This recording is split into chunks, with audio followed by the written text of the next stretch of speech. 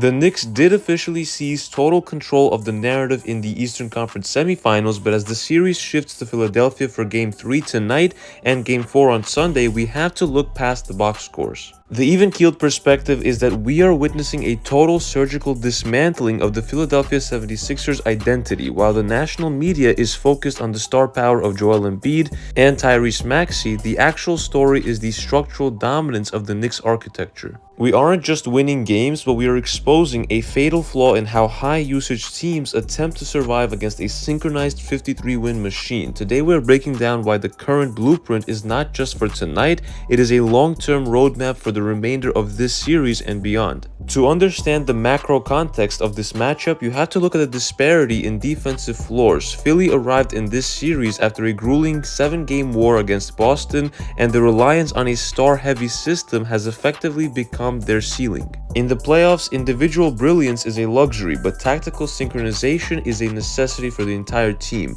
The Knicks have built a foundation where the burden is shared across the entire rotation, allowing our primary pillars to operate with a level of surgical precision that Philly just simply cannot match. Whether we are playing at the Mecca or in a hostile environment tonight, the architecture remains stable. We have established a physical and mental standard that has forced Philadelphia into a state of constant adjustment, and in the postseason, if you are reacting to your opponent rather than dictating the terms, you have already lost. Now we have to talk about the hub of this entire operation, Jalen Brunson. We have seen the captain deliver masterclasses before, but what he is doing to the 76ers perimeter is a unique form of architectural deceleration. Most elite guards rely on explosive speed like Donovan Mitchell, for example, to create space, but Brunson uses his footwork to freeze the defensive rotations. Look at how he establishes his pivot architecture in the mid-range. He is not rushing, he's waiting for the rotation gravity to pull Joel Embiid out of the paint. And once that vacuum is created, the Philly defense collapses, which is why we do want Joel Embiid to play in these games, because he's a defensive liability against us. This is the surgical reality of the Brunson experience. He has treated every coverage that Nick Nurse has thrown at him like a puzzle that he's already solved in the film room. By the time the defense realizes they're overcommitted,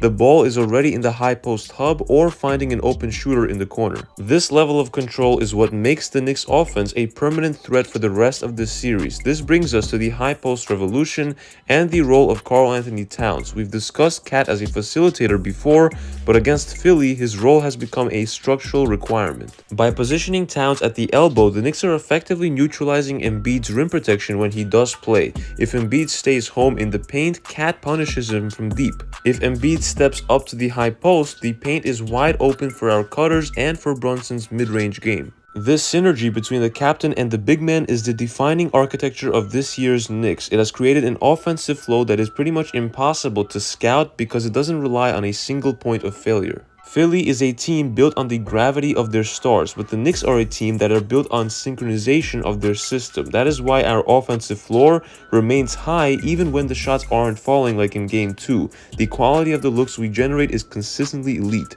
Now we do have to address the wild card that defines our longevity in this series, the bench architecture and the next man up protocol. We saw the Knicks dominate Game 1 even with Jeremy Sohan sidelined, for example, proving that our depth is a tactical luxury. The guard trio of Jose Alvarado, Deuce McBride, and Jordan Clarkson has provided a level of defensive intensity and secondary scoring that Philly's second unit simply cannot fully replicate. Alvarado's pest energy and Deuce's perimeter lockdown have created a defensive floor that prevents the 76ers from ever finding a comfortable rhythm. When you add the resurrection of Mikal Bridges and the consistent dominance of OG Anunoby on the wings, you have a roster where every single player knows their role defined within the architecture. This depth is what allows us to stay fresh as the series progresses, while Philly's stars are forced to play heavy, high-pressure minutes just to stay competitive with us. The real wild card moving forward is how we integrate our size if the series gets more physical. While we've relied on a guard-heavy rotation recently,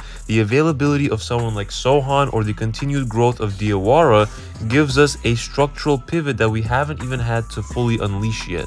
This is what we call the closeout architecture. We have multiple ways to win a game. We can win a shootout behind Brunson and Towns, we can win a defensive war behind OG and Mikal, or we can win a battle of attrition behind our bench energy. Philadelphia is fighting a war on 3 different fronts, and they are running out of resources on all of them. The even-keeled view is that as long as we maintain our tactical discipline and protect our defensive floor, the results will continue to follow the blueprint that we have already established. Closing this out as we head into Game 3 tonight and Game 4 on Sunday in Philly and look toward the rest of the series, the message is simple: stay even-keeled. A 2-0 lead is a position of strength, but the architecture of a championship run requires constant maintenance. The job is not finished until the 4th win is secured, but the identity of this 53-win team has never looked more stable. We have the surgical precision in the backcourt, the high post hub in the front court, and a bench that refuses to let the energy dip. Philly is playing for survival, and the Knicks are playing for a legacy. Knicks fans, let me know in the comments, do you think the Brunson and Cat partnership has officially become the best duo in the Eastern Conference, and are you worried about Philly's desperation as the series shifts to their home floor? I will be in the comments all day talking hoops as usual as we get ready for tip-off tonight. It's been KNYT here, and I'll see you guys in the next one.